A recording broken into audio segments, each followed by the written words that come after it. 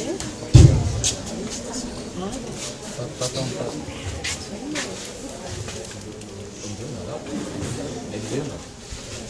bem, eu queria começar, bom dia a todos. Eu queria começar fazendo aquilo que eu sempre gosto de fazer nas pregações, próximo ao final, tentar trazer a memória de vocês. O que é que você vai sair daqui levando das pregações que foram trazidas, da mensagem? O que é que te marcou? O que é que você já tem meditado? O que é que você vai sair aqui pensando que me marcou? Algumas pessoas, vou dar espaço para algumas pessoas, 4 ou 5 que quiserem falar. Isso geralmente já está aqui na conta da Júlia, né? Quando fala uma coisa, já está ali, você não precisa puxar. Não.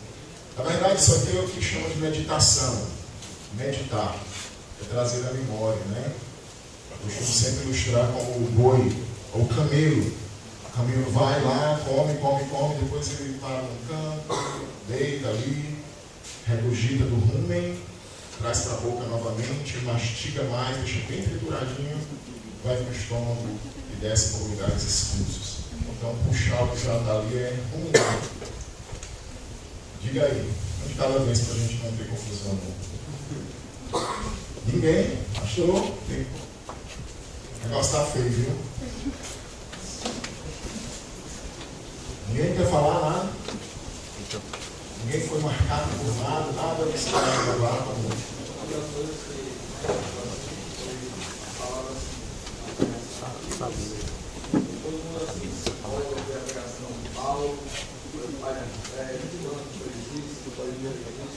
Mas quando você estiver focado em ver que você não é nada, ele se empenha tanto material, você vai ter que pecar. É só marca na história, às vezes, mas é um ponto de areia na frente do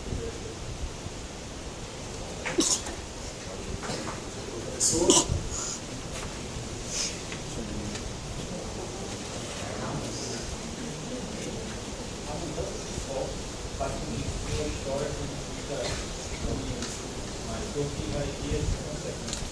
Mudança de foco, em que sentido? Você ir para um lugar, você usou o exemplo de jogos, Isso. cada um tem um foco do alto em Cristo, qualquer desvio desse, você só terá consequências. Você já percebeu na corrida cristã. Isso. Como eu costumo falar no discipulado, a gente ser cristão é bom, mas não é nem sempre é tão fácil. Tem muitas dificuldades, a gente tem que tentar se negar algumas coisas, acreditar naquilo que a gente gosta, por amor ao nosso Senhor, que é a batalha gostosa e difícil. Muitas vezes não só o nosso Senhor, mas também os nossos irmãos, né? Abrir mão de algumas coisas que a gente gosta que são lícitas por causa do Senhor e algumas vezes por causa dos nossos irmãos. Abrir mão da nossa liberdade, quer dizer, nos sujeitarmos voluntariamente por amor aos nossos irmãos. Mais uma pessoa? Eu acho interessante, até o próprio tema, por exemplo, e o pastor me fez a pergunta, né? Qual marca você vai deixar? Aí, quando está tendo essa mensagem, eu até lembrei que letos de letalo significa 2 coisas, que é morte e esquecimento. Ou seja, se você te marcar, você vai ser você vai deixar marca nenhuma para a história. Você vai ser esquecido, é a mesma coisa que está morto aqui na terra. Então, a questão é essa que você pensa, né? Quem vai deixar? Qual é o nosso legado? O que ele está fazendo para influenciar? E a resposta que você deu na sua mensagem é o amor. Deixar o nosso Senhor de lado e poder amar o irmão acima do nosso prazer. Né? O Senhor deixou de fazer o que o Senhor adorava, que era Cristo.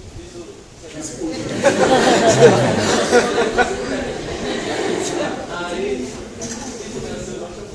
só por causa de algumas pessoas falaram. Sim. Acho que a nossa marca tem que ser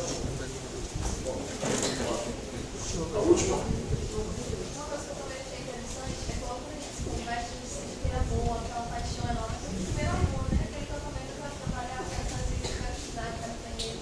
Só que com o tempo parece que com a rotina, a gente vai se acostumando e muitas vezes pode acabar esfriando. Então a gente tem que estar sempre atento. se esforçar, porque a intenção do mundo é justamente essa, de esfriando esse amor. E se a gente não orar, mesmo não querendo orar, nós vamos nos esfriar e vamos nos afastar. E acontecer o que acontece quando você se colocar de pastores, né? Sim. Chegam a aproveitar de pé, as pessoas a gente não imagina. Chegaria a fazer isso de casa também. Imagina nós. E aqui eu queria citar um detalhe relacionado a isso, que não é para você esfriar no seu primeiro amor. Certo? À medida que o tempo vai passando, você vai edificando, você vai fortalecendo. Não é o comum. Porque a ideia é, não, eu tinha aquela empolgação inicial, tudo bem, eu tinha uma empolgação inicial. Mas o amor é para ser constante. Aquele padrão lá da igreja de Éfeso não é um padrão, não é aquilo que estava acontecendo em Éfeso não é um padrão para todo mundo. Lá no começo eu tinha isso, tinha aquilo que eu gostava de ler a Bíblia, isso é para ser uma constante na nossa vida. Amar a Deus, orar, servir, certo? Então isso deve ser o padrão. Não é um princípio. Você começa bem, empolgado, depois o tempo vai passando, você vai se ver. Não é para ser assim, não. Quanto mais você se envolver, quanto mais, como o pastor Ricardo falou, quanto mais você pensar em Deus, você tiver o seu prazer em Deus, então esse amor não vai ser passageiro. Eu gosto muito da igreja, se eu não me engano, a Esmirna sofria muito, a Pérgamo, acho que é Tiatira, quando ele diz, as tuas obras são mais numerosas do que as do princípio. Então, quer dizer, foi um pouco contrário de Éfeso. Né? Éfeso começou com um amor e terminou ali, estava com 30 anos depois, tinha deixado o primeiro amor. Tiatira começou fraquinha nas suas obras e à medida que o tempo ia passando, ela ia crescendo. Então, assim, eu elogiei a igreja por causa disso. Ok? Então, muito bom aí a recapitulação. Eu faço isso só para você poder... Eu percebo isso e tenho falado isso muitas vezes. Nós temos tanta coisa para fazer, né? A geração de hoje, geração que acorda, já fica pensando, programando, organizando já o que vai fazer, e aí você entra.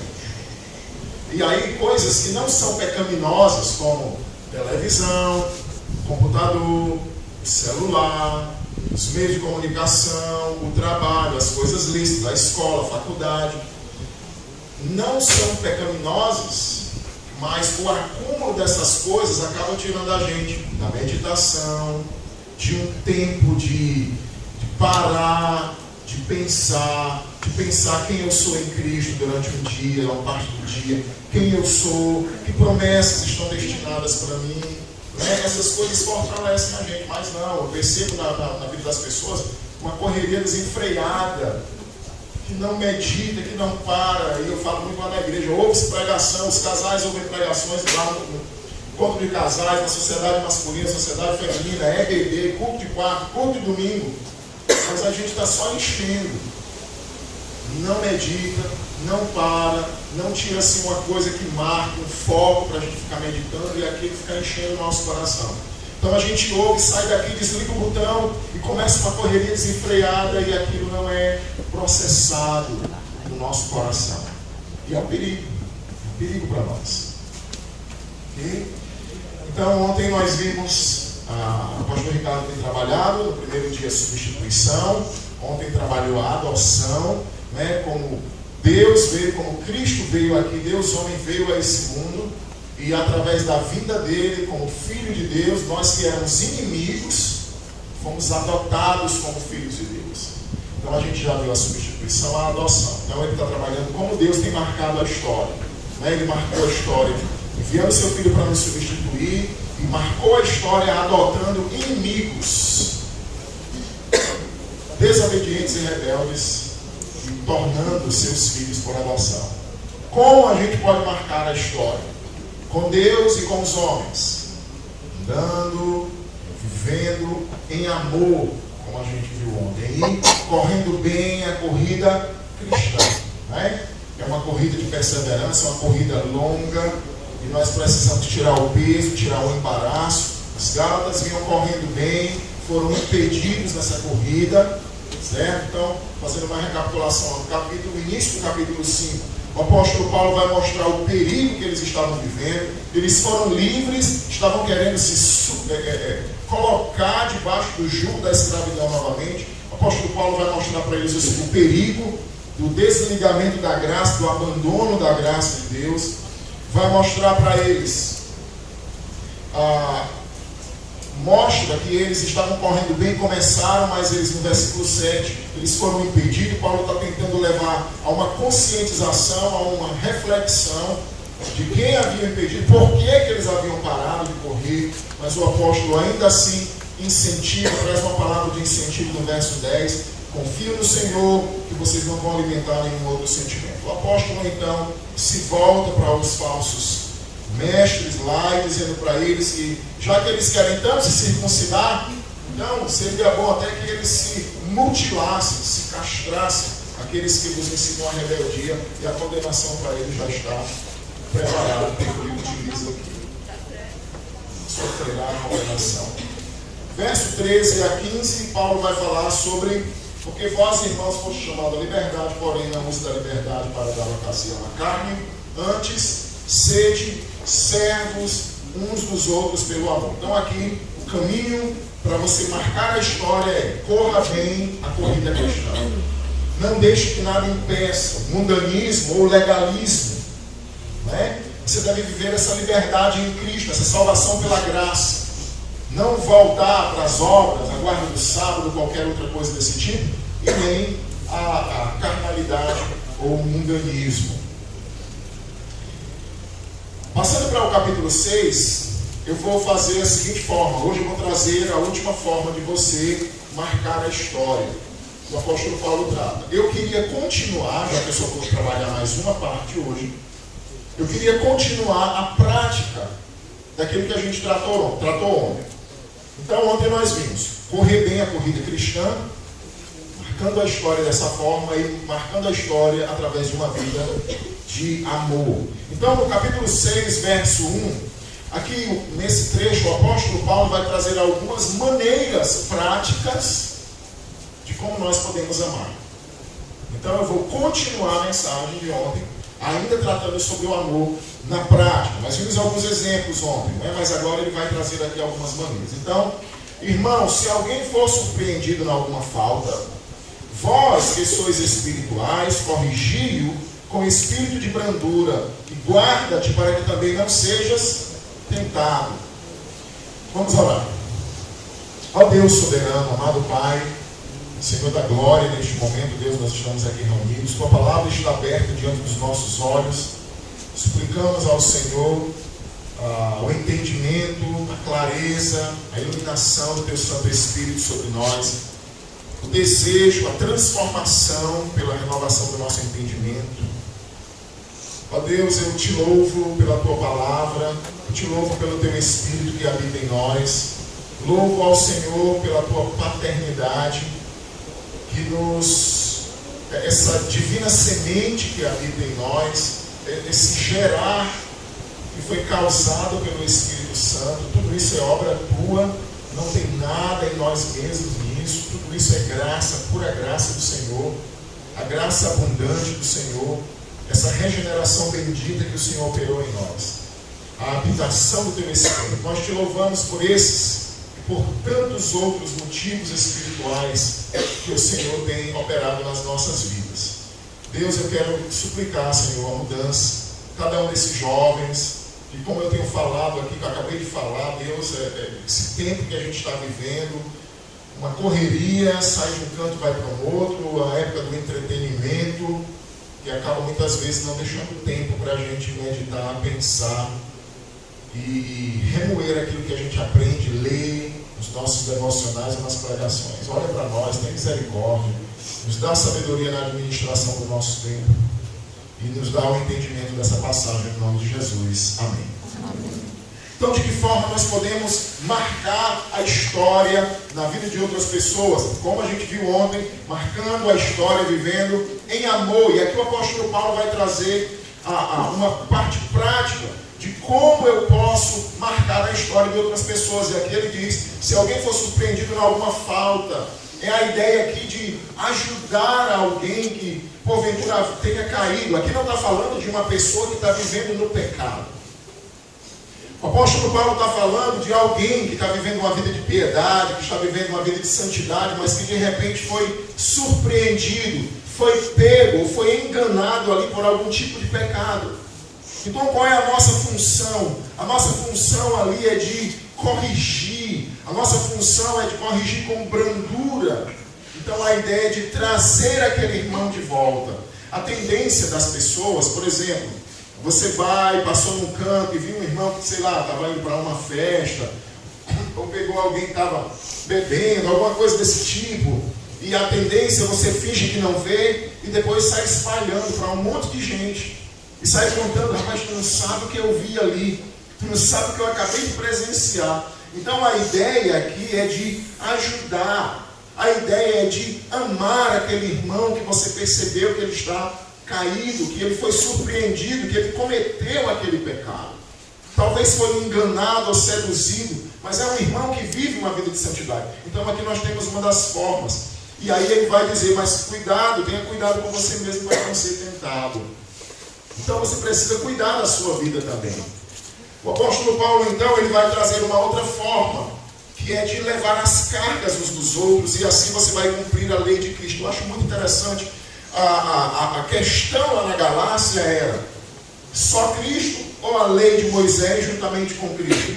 Então é como se Paulo dissesse assim: já que vocês gostam tanto de lei, já que vocês querem tanto cumprir a lei, pois eu vou dar duas leis para vocês cumprirem. A lei do amor, como a gente viu no capítulo anterior ontem, aquele que ama cumpre a lei. E agora ele está dizendo: se você levar as cargas uns dos outros, você vai estar cumprindo a lei de Cristo. Então, já que vocês gostam tanto de lei, eu vou dar duas leis para você: a lei do amor e a lei de levar as cargas uns dos outros. E a ideia aqui de cargas é exatamente nesse contexto, as dificuldades. Cada um de nós temos as nossas dificuldades, as nossas fraquezas, as nossas debilidades espirituais, os nossos problemas, nossa vergonha. Então a ideia aqui é de cada um estar ajudando ao seu irmão a poder levar essas cargas. E aqui eu vou lhe dizer, é algo muito importante, é a questão de você compartilhar muitas vezes as suas fraquezas. É muito difícil quando você tenta vencer algum pecado só. Vou tomar como exemplo aquele que eu falei ontem, né? Você é viciado na pornografia, ou você já está namorando de forma errada, não é? Como é que você vai vencer se só você e sua namorada sabem? Como é que você vai vencer se você tem o computador lá dentro do seu quarto e você já prometeu para Deus inúmeras vezes que você não ia fazer mais e você continua fazendo? E aqui eu estou botando esses dois como um parâmetro ou como um padrão, mas você pode aplicar qualquer um. Pode ser mentira, pode ser inveja. Você tem inveja dos seus colegas porque são mais inteligentes do que você, seja lá o que for, que pecado for. Então, como você vence? A ideia é de você procurar ajuda. A ideia é de você estar compartilhando. A ideia é de você estar pedindo ajuda a outros irmãos para que outros ajudem a levar. Eu já tive a oportunidade de ajudar vários jovens que chegam, que vêm confessar algum pecado e que, quando você fica sabendo, você fica cobrando. Você ajuda, você entrega livro, você aconselha dentro da Bíblia. Olha, você vai ler esse livro, você fica cobrando. E agora eu estou sabendo do seu problema e a gente vai lutar junto. E você fica orando junto com ele. Então o apóstolo Paulo está dizendo: levem as cargas uns dos outros. E aqui é uma forma de amar. É ver o irmão no pecado, corrigindo, repreendê-lo em amor, com o propósito de trazê-lo de volta e não sair levando o problema do irmão para todo mundo. É você estar vivendo, sabendo que todo mundo tem suas fraquezas, todo mundo tem suas lutas. E todo mundo ajudando a todo mundo. E aqui nós temos algo extraordinário quando ele diz, versículo 3, porque se alguém julga ser alguma coisa não sendo nada, a si mesmo se engana. Mas prove cada um seu labor e então terá motivo de gloriar-se unicamente em si e não em outros, porque cada um levará o seu próprio fardo. Como é isso aqui? Uma hora Paulo diz que a gente deve levar as cargas uns dos outros, e agora Paulo diz que cada um vai levar a sua própria. O que ele está querendo dizer com isso? É simples. O que Paulo está querendo dizer, vamos pegar aqui o contexto. Amem seus irmãos, como Paulo, ajude aquele que for surpreendido em alguma falta. Aquele que caiu em um determinado pecado, ajude com mansidão, ajude com amor aquele irmão a se restaurar. Levem as cargas uns dos outros. Eu tenho um irmão lá na igreja, que ele é um diácono, é um dos diáconos mais eficientes no trabalho de visitação lá na igreja. E às vezes a gente está reunido lá, hoje são 12 diáconos da igreja. E a ideia é lá que a gente tratando sobre alguns irmãos, ele diz: irmãos, a gente tem que ter consciência que alguns a gente vai ter que carregar no ombro. Alguns irmãos a gente vai ter que carregar nos nossos ombros. Você vai lá, ajuda, restaura aquele irmão, ele volta, está firme na igreja. Pouco tempo depois ele já está lá entristecido, meio desanimado, e você vai ter que ir lá de novo e trazer de volta. Ele diz: alguns irmãos vão ter que ser carregados nos nossos ombros. Mas qual é a ideia de Paulo aqui? Geralmente quando alguém cai, quando um colega seu lá da igreja, ou alguém que talvez até você não seja tão amigo dele, e você soube que ele caiu em pecado, a ideia é que nós nos regozijamos, ou por causa da falha do outro, a ideia é de ver um ensoberbecimento da nossa parte. Eu já namoro há 3 anos, nunca cometi relação com a minha namorada, nunca pratiquei impureza, mas esse rapaz namora há 3 meses. Pessoal, ele pecou. E a ideia de... não que a gente fala dessa forma, mas a ideia é essa. Com a queda do outro, traz uma exaltação para mim. O outro cai. Isso significa que ele desceu o degrau. Então eu subo. A soberba, a presunção, o orgulho. Então o apóstolo Paulo está dizendo: olha, levem as cargas uns dos outros, avalia a tua própria vida. Tira o olho de cima do erro do outro, avalia a tua própria vida, a tua intenção com que tu faz a obra, quais são tuas motivações, e aí você vai ter motivo de se orgulhar, não na queda do outro, mas no seu próprio labor, porque cada um de fato vai levar a sua própria carga. Então a ideia, a diferença é: eu ajudo você com os seus pecados, com as suas fraquezas, você me ajuda, o outro ajuda o outro. Mas no final das contas, as nossas lutas, as nossas motivações diante de Deus, a forma como a gente vive, cada um vai viver individualmente. E cada um vai prestar contas individualmente. Então aqui nós temos aqui a forma de amar. No verso 6, uma outra forma é cuidar bem do seu pastor, do seu líder. Mas aquele que está sendo instruído na palavra, faça participante de todas as coisas boas daquele que o instrui. Então aqui Paulo está dizendo: olha, vocês, lá no Juazeiro, na igreja, nós tínhamos, durante esse período, tem irmãos que trabalham com várias áreas. Por exemplo, eu tinha um irmão que ele trabalhava na agricultura, com roça. Ele plantava verduras, coentro, essas coisas. Então, de vez em quando, ele pegava lá e levava uma parte daquilo para a gente, né? Nós temos uma irmã hoje que ela trabalha, ela faz muita comida gostosa, pão integral, essas coisas. De vez em quando, a gente fica até constrangido. E minha esposa: meu Deus, o Judite já trouxe outro, né? Então, ela trabalha com aquilo e ela sente prazer. E a gente: irmã Judite, por favor, pare. Ela faz assim: eu nem ligo. Então, ela tem prazer em fazer isso. Então, qual é a ideia? Valorize. O apóstolo Paulo está dizendo: vocês são instruídos na palavra, com a parte espiritual. Então, vocês devem beneficiar essas pessoas que estão ajudando vocês. E aqui eu queria trazer como aplicação: valorize o líder na sua igreja.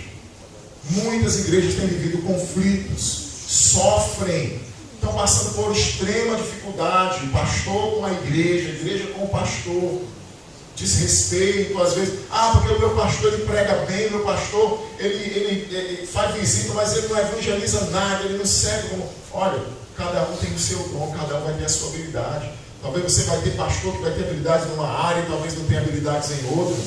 Pastores que são grandes professores, mas não pastoreiam nada, no sentido de estar ali cuidando, porque ele gosta mais da parte acadêmica, de estudo. Então você precisa avaliar. E eu vou dizer uma coisa: olha, o pastor que estuda, que ama a palavra, hoje é uma raça de extinção. Viu? Você sabe aí, já deve ter visto nessas igrejas da prosperidade aí, até uma vez na internet: contrata-se pastores, né? Curso para pastorear, contrata-se pastores aqui. Aí você vai lá para para aprender como é que se pastoreia daquela forma lá daquelas igrejas. Então, valorize, né? Retribua. E como diz lá em Hebreus capítulo 13, tanto o verso 7 como o verso 17, sejam submissos aos vossos guias, observai a sua vida de piedade, para que eles velam pelas vossas almas como quem há de prestar contas. Então, uma forma de amar aqui aos líderes. E aqui eu queria destacar o verso 9. Então, aqui você tem várias formas de amar: levando as cargas uns dos outros, repreendendo aqueles que precisam, não se alegrando com a queda de irmãos, mas avaliando a sua própria vida e ajudando e beneficiando aqueles que vos instruem na palavra. No verso 9 eu queria relembrar o outro ponto da mensagem de ontem: correndo bem a corrida cristã. Verso 9: não nos cansemos de fazer o bem, porque a seu tempo ceifaremos, se não desfalecermos. Por isso, enquanto tivermos a oportunidade, façamos o bem a todos, mas principalmente aos da família e da fé. Então o apóstolo Paulo aqui vai relembrar a ideia da possibilidade de um esfriamento na corrida. Então ele diz: olha, nunca canse de fazer o bem. Eu estava vindo com meu pai de Fortaleza essa semana. A gente mora em Aquiraz, é pertinho, 30 km de Fortaleza, a gente estava vindo. E uma moça a gente estava no trânsito parado, e uma moça desceu do carro, o fone de ouvido dela, bem chique assim, você via que era bem... Caiu e ela saiu pela porta do lado do motorista, atrás do motorista, saiu para ir embora. E eu buzinei, meu pai baixou o vidro. Moça, meu pai disse: "Vem aqui, meu filho, isso é um fone de ouvido." Aí ele baixou o vidro. "Moça, o seu fone caiu." Aí ela olhou assim, mexeu, aí voltou, viu o fone, pegou o fone e saiu e foi embora. Meu pai disse: "Tá vendo ali, pai? Nenhum obrigado essa moça não deu." E ele foi contar uma história, que ele estava numa clínica, a mulher perdeu o óculos e ele ficou chamando aquela moça, e ela ficou assim, segurou a bolsa, pensou que meu pai era um ladrão. E ele foi, chegou para a senhora: "Senhora, eu vim aqui só para dizer que o seu óculos, a senhora deixou lá na clínica." E ela ficou olhando, foi lá, pegou o óculos e foi embora. Nem olhou para o meu pai, não disse nada. E por que eu estou contando isso? Porque a forma como a gente tem vivido hoje, essa geração de hoje, que não dá bom dia, que não diz obrigado, é uma geração que nos incentiva a deixar de fazer o bem. Eu vou deixar de ser besta, quem perdeu o seu fone agora, que perca, quem quiser, sabe? Eu não estou nem aí mais para ninguém, que ninguém diz nem obrigado. Você não vai fazer pelo obrigado. Você vai fazer porque é justo. Você vai fazer porque é correto.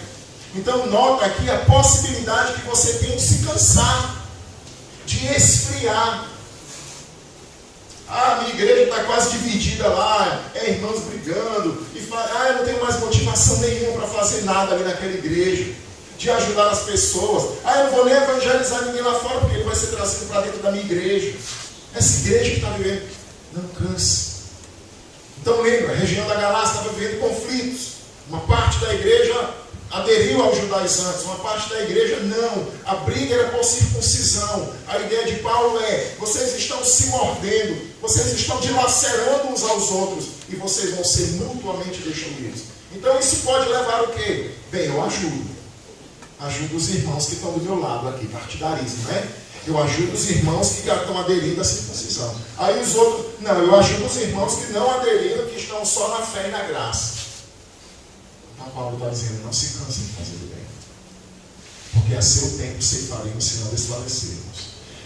A ideia aqui é de uma agricultura. O agricultor, por exemplo, nós já estamos com 4 anos de seca lá no Ceará, né? Basicamente no Nordeste, 4 anos. São 4 anos de prejuízo. O cara vai lá, compra o milho, compra o feijão, compra isso. Das primeiras chuvas em janeiro ele joga, passa a chuva, acabou a chuva, ele perde toda a safra do milho, perde o feijão, perde tudo. Tudo bem, próximo ano quem sabe, a esperança ela motiva-o a plantar novamente. Aí ele vai, compra milho, compra feijão, compra tudo, lança na terra e nada. Segundo ano, terceiro ano, então ele vai dizer: rapaz, 4 anos de seca eu não vou plantar não. Não vou plantar mais não, é só prejuízo, eu não vou. Segundo a meteorologia, próximo ano, parece que o El Niño foi embora, e próximo ano vai ser um ano de chuva. A gente não sabe, Deus é quem controla. Mas eu estou querendo dizer o quê? O agricultor já está com 4 anos de prejuízo. Ele não tem televisão em casa, o que é raro. Aí ele diz, rapaz, eu não vou comprar não é desse ano não. Já está aí com 4 anos, aí ele vai e não compra, não lança na terra, vai chover e ele vai perder a bênção de receber o fruto da terra. Porque não investiu, porque não teve perseverança. Então a ideia aqui é exatamente essa. Você está correndo, mas você está se cansando. As circunstâncias ao redor estão levando você a cansar de fazer o bem. E Paulo está dizendo, não nos cansemos de fazer o bem, porque a seu tempo ceifaremos, se não desfalecermos. Então invista na vida de outras pessoas. Invista em fazer o bem a outras pessoas. É assim que você vai marcar. Uma vez eu estava conversando com uma pessoa e ele estava administrando uma certa instituição e eu disse para ele, olha, investe de tal forma na vida das pessoas. Porque se você, por exemplo, for investir em computadores novos, ótimo, legal, precisa. Mas isso aqui há 5 anos, há 10 anos não vai marcar a vida das pessoas. Se você investir, por exemplo, em botar um piso ali naquele negócio, tudo bem, vai ser legal, é preciso. Mas esse piso não vai marcar a vida das pessoas. Invista nas pessoas. Tem um homem lá no Juazeiro, hoje ele não mora mais lá, mas ele viveu lá há muito tempo, chamado José Orlando. Ele era pastor, teólogo, mas ele cuidava de uma escola. Por onde você anda no Juazeiro do Norte? E você pergunta, e alguém pergunta, você trabalha onde? Aí eu digo, eu sou pastor, eu trabalho no Colégio Batista. O Colégio Batista do seu Zé Orlando, aquele homem marcou a vida de inúmeras pessoas no Cariri, como diretor. Muitos empresários hoje lá no Cariri, donos de lojas e outras pessoas, foram alunos do seu Zé Orlando. E a vida daquele homem marcou as pessoas, e todo mundo diz, rapaz, a paciência daquele homem. Eu dei muito trabalho naquele colégio. Hoje os meus filhos estudam lá. Aquele seu Zé Orlando foi muito paciente comigo. Mas olha, é marcante. Essa geração lá dos empresários, dos donos de loja, quase todo mundo passou pela mão do Zé Orlando e ele marcou a história daquelas pessoas. Está no lugar, mora em Fortaleza, já está bem idoso. Ele talvez nem saiba que muita gente ainda fala dele hoje. Mas ele marcou a história das pessoas. E por último, hoje eu queria tratar, voltando para o capítulo 5,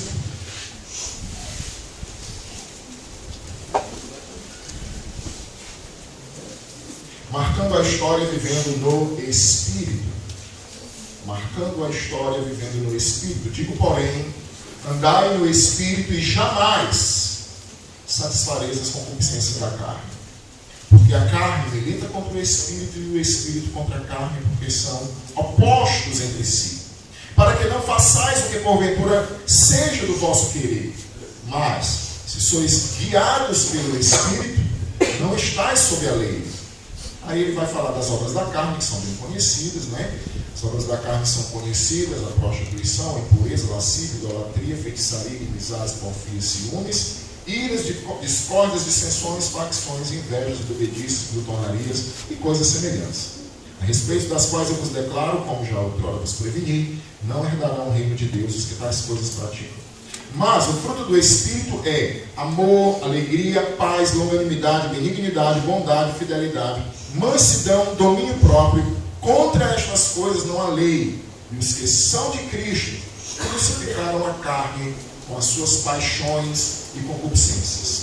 Se vivemos no Espírito, andemos também no Espírito. Não nos deixemos possuir de vanglória, provocando uns aos outros, tendo inveja uns dos outros. Então é interessante esse verso 25. Se vivemos no Espírito, é aquele mesmo termo que Ciro usou ontem, né? Aquele mesmo se, já que vocês estão. Foi Ciro ou foi Bruno? Foi você? Foi Ciro, né? Então, já que vocês estão no Espírito, vivam, ande também no Espírito. E por que é que Paulo está falando de obras da carne nesse contexto? É simples, aqui, ó, verso 25. Tendo inveja uns dos outros e provocando uns aos outros e tendo vanglória. toda divisão, todo conflito dentro de igreja, todo conflito dentro de casa, você e seus irmãos, seu pai e sua mãe, por causa das obras da carne. Tiago 4:1. De onde procedem as guerras e contendas que há entre vós? Não vendiste os prazeres que guerreiam nos vossos membros? Vocês invejam, vocês guerreiam, vocês matam, ele usa essa hipérbole de matar, mas vocês não possuem nada. E vocês pedem, não conseguem, porque, aliás, vocês não conseguem porque não pedem. Quantas vezes pedem? Não conseguem porque pedem para gastar nos vossos próprios prazeres. Então Tiago está mostrando que as batalhas, os conflitos, é por causa, a culpa é nossa mesmo. E Paulo vai mostrar exatamente isso aqui, porque era que estava tendo conflito na região da Galácia, a inveja, a vanglória, a divisão, o morder-se, o devorar-se, que iria levar a uma destruição mútua, as obras da carne.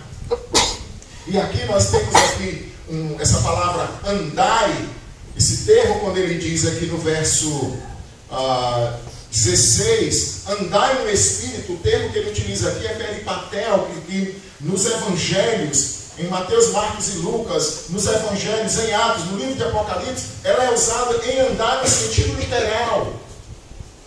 Quando diz que Jesus andou por todas as regiões circunvizinhas, e Jesus andou pregando, então ali o andar era de forma literal. Mas essa palavra, peripatel, que Paulo utiliza aqui, significa uma linguagem literária ou metafórica, quando ele está dizendo, andem no Espírito, a ideia de comportamento.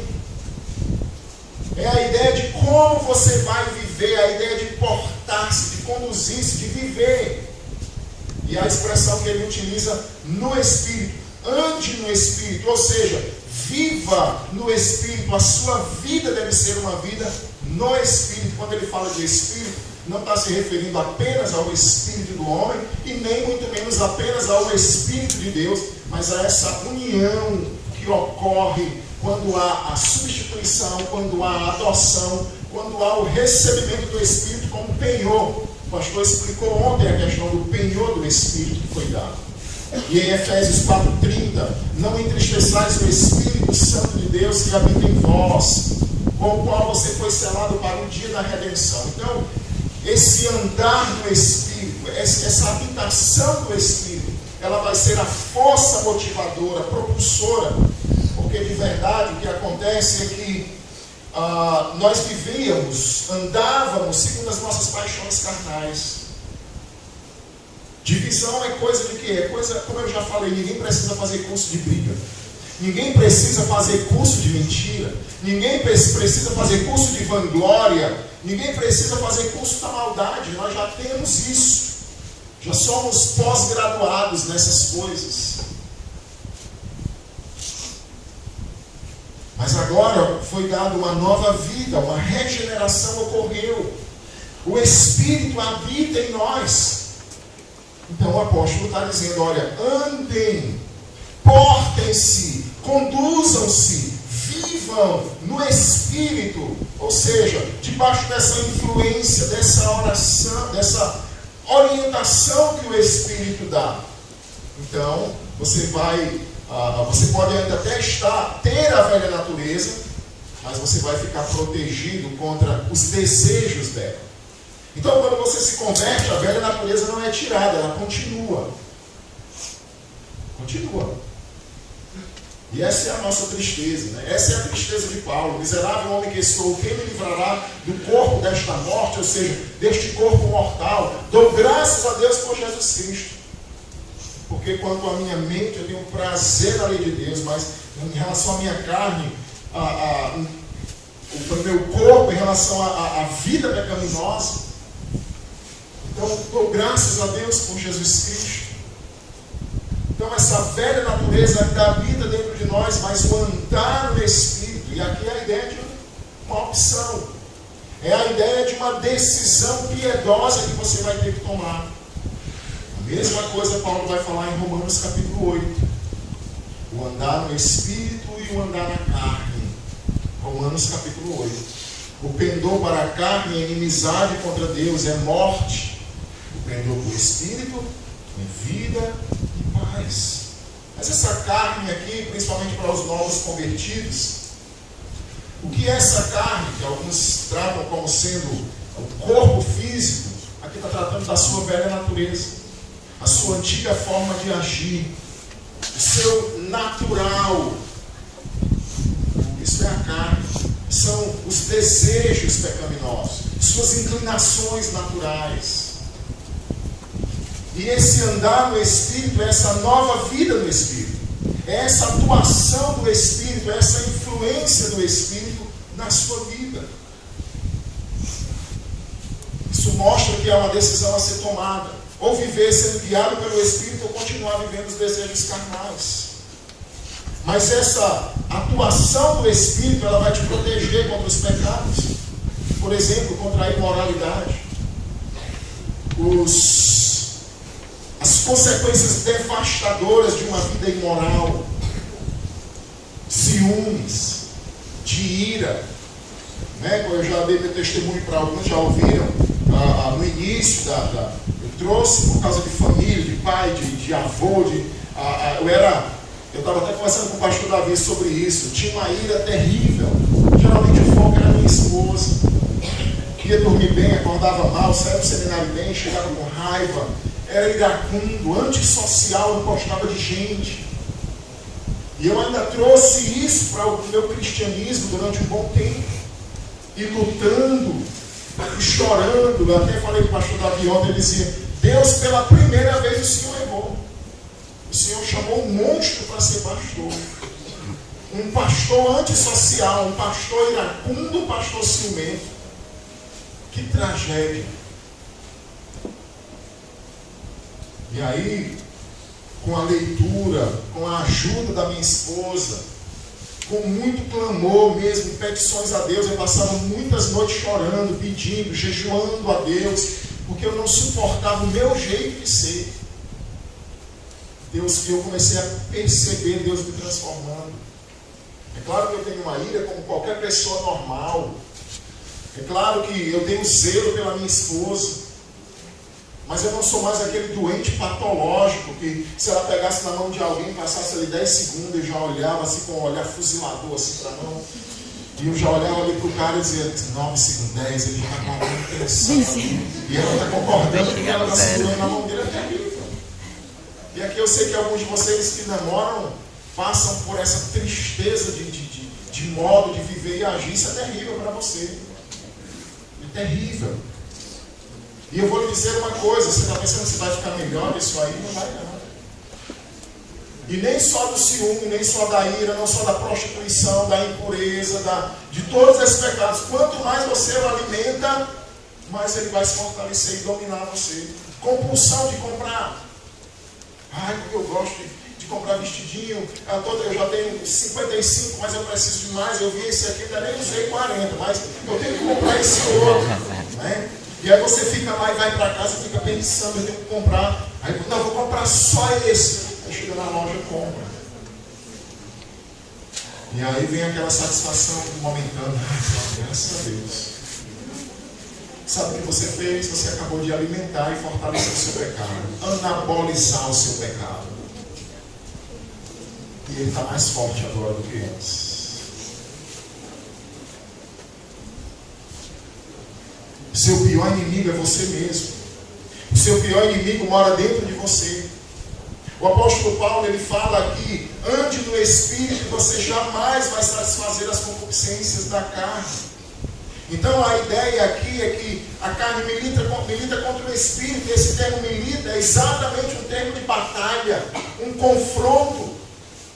O apóstolo Pedro vai usar a expressão também em 1 Pedro 2,11, quando ele diz: rogo-vos, como peregrinos e forasteiros que sois, a vos absterdes das paixões carnais que fazem guerra contra a alma. Então a sua luta é contra você mesmo.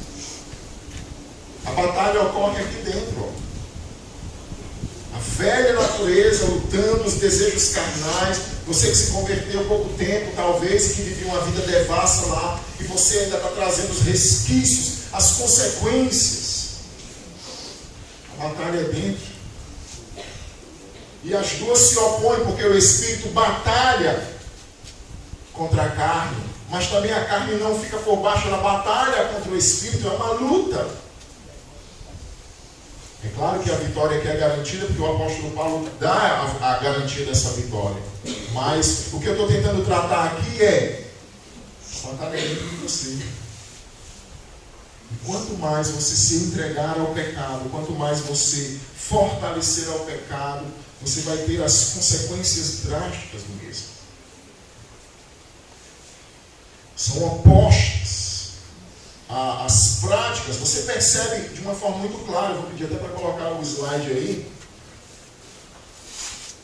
Eu não vou tratar tudo, mas aqui eu vou escolher pelo menos uns 2 ou 3 das obras da carne e 3 frutos do Espírito, só para a gente entender aqui.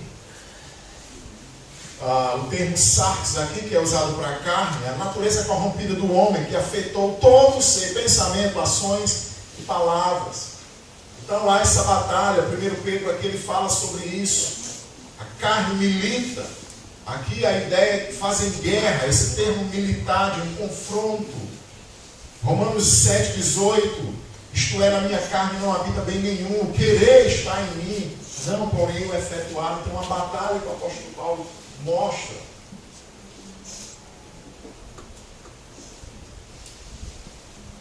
Primeiro ele vai tratar sobre os pecados sexuais, daquela lista dos pecados da carne. E eu já falei, eu creio que eu já falei, a ideia esses pecados sexuais são tão destacados dentro do Novo Testamento. Lá em Tessalônica, 1 Tessalonicenses 4,3, esse é o desejo de Deus, a vossa santificação. Vos abstenhais da prostituição, da impureza. Cada um saiba possuir o corpo em santificação e honra. Colossenses 3,5, faça morrer a vossa natureza terrena, prostituição, impureza, lascívia.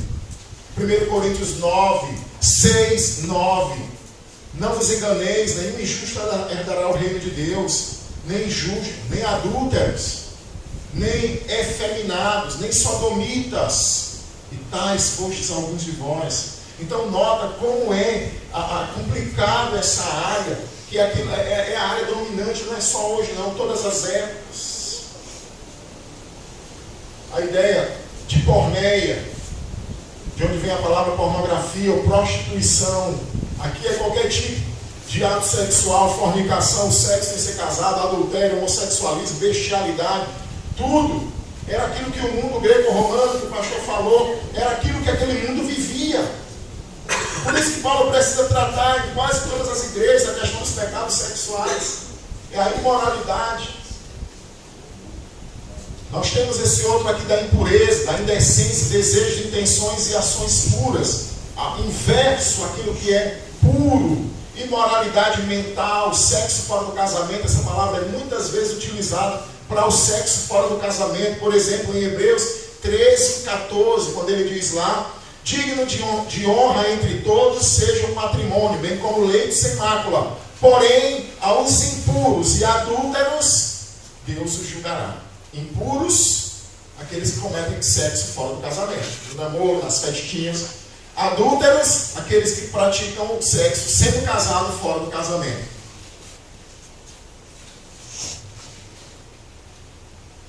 Nós temos aqui a lascívia, conduta vergonhosa, como sensualidade, imoralidade sexual, libertinagem, certo? Todo tipo de prática, voyeurismo, que é o prazer em ver o outro, a esposa ou o marido tem uma relação, sadomasoquismo, as maiores aberrações, pecados de ordem espiritual e religiosa, a idolatria, né? Que a gente geralmente, os idólatras que adoram Maria, José, mas tem outros que adoram a si próprio, que adoram o seu iPhone, que adoram outras coisas e colocam como Deus da sua vida. E aí, quando Deus não é o prazer maior da sua vida, qualquer coisa que se torna no lugar de Deus é o seu ídolo.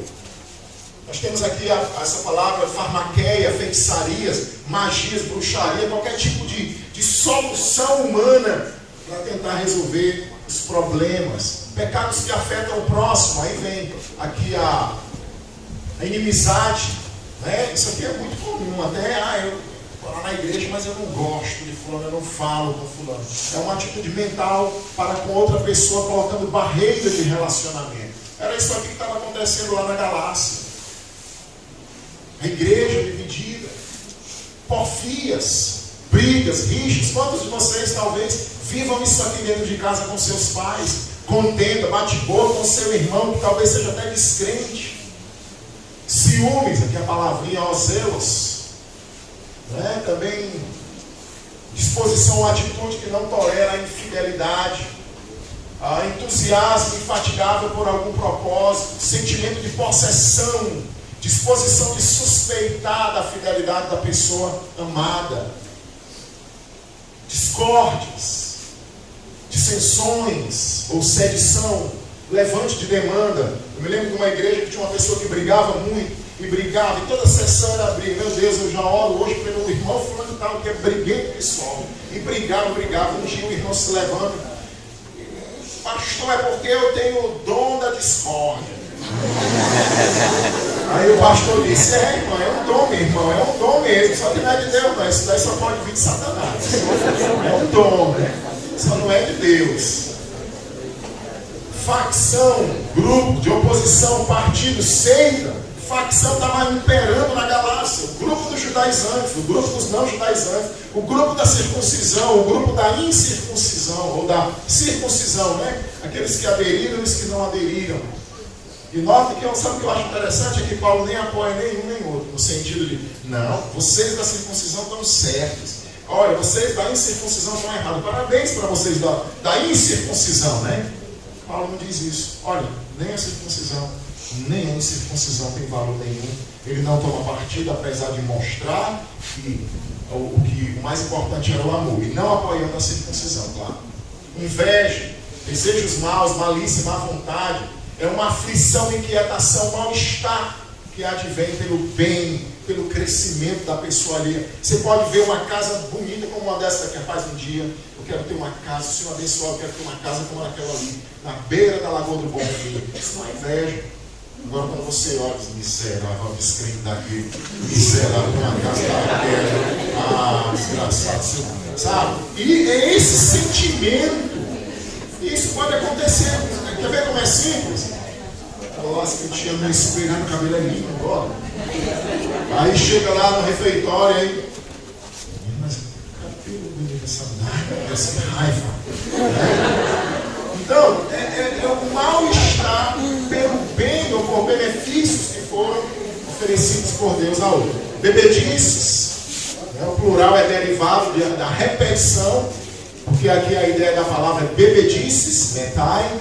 Então, o plural aqui, a ideia aqui é de repetição da prática. Isaías fala até sobre isso, né? Se não me engano, no capítulo 5, capítulo 3, que tem 5 ais lá. Ai dos que se levantam de madrugada para beber vinho, que são fortes para beber vinho e vão até altas horas da noite. O excesso extravagante da bebedeira, perda da razão, da moral, ações governadas. Eu disse que só ia dizer, porque eu já estou bem 10 aqui, né? Glutonarias, excesso, perda de controle, ok? As festas comemorativas ao deus Dionísio ou Baco, né? Bebiam vinho, praticavam sexo, prostituição, muita comida, festas regaladas, havia um excesso, as pessoas perdiam o controle e o domínio. E outras coisas semelhantes, tem muitas outras, mentira e tantas outras, compulsão que não estão aqui, mas também são fruto do Espírito. Aqui nós temos o ágape, o agapau, né? Ações, interesse de promover o bem-estar do outro. E quero só lembrar, destacar uma coisa: o amor não vem de você. Quando eu falei aqui ontem sobre o amor e que o apóstolo Paulo vai colocar esse amor na prática, esse amor não vem de você, não vem de mim. Esse amor é fruto da substituição. Esse amor é fruto da adoção. Esse amor é obra do Espírito. Você não tem amor, você não ama. Esse amor é fruto de Deus. Por isso que você tem que andar no Espírito, porque não é seu. Então aqui a ideia de interesse pelo outro. O contrário disso seria a apatia e não a ira. Tem ira, não, eu amo, né? Tem uma música aí que diz, fala da ira e do amor, que são antagônicos, mas não é. O antagônico ao amor, na verdade, é a apatia, é o desdém.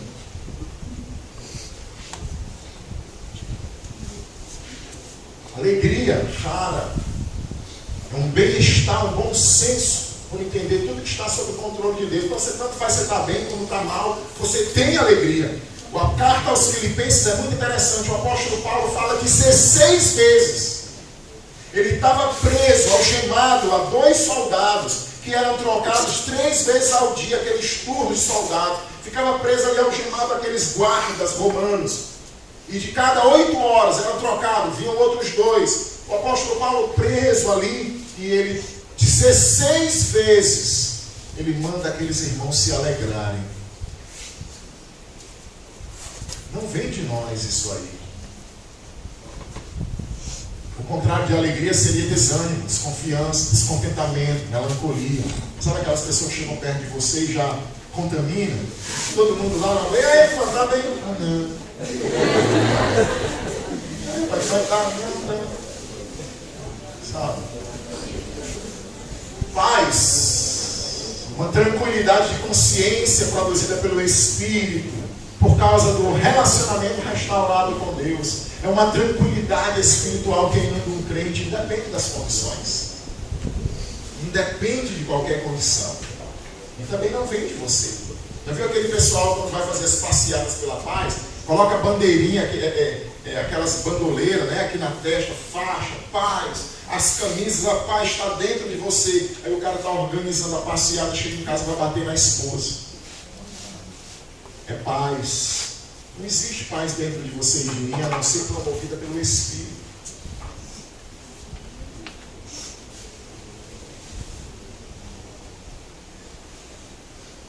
Longanimidade, macrotomia, uma paciência para retardar a ira. A tendência de hoje é ser pavio curto, né? Você está andando ali no trânsito, de repente o cara dá uma finada no carro, aí você pega o carro, pisa, vai atrás, dá um buzinaço nele.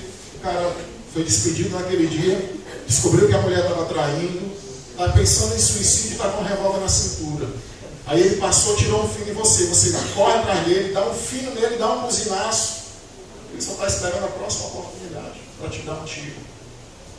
O primeiro que aparecer ali para dar um tiro, porque a nossa tendência hoje é falta de paciência, todo mundo estourado devido ao tipo de vida que estamos vivendo. O Espírito produz a longanimidade, a paciência para retardar a ira.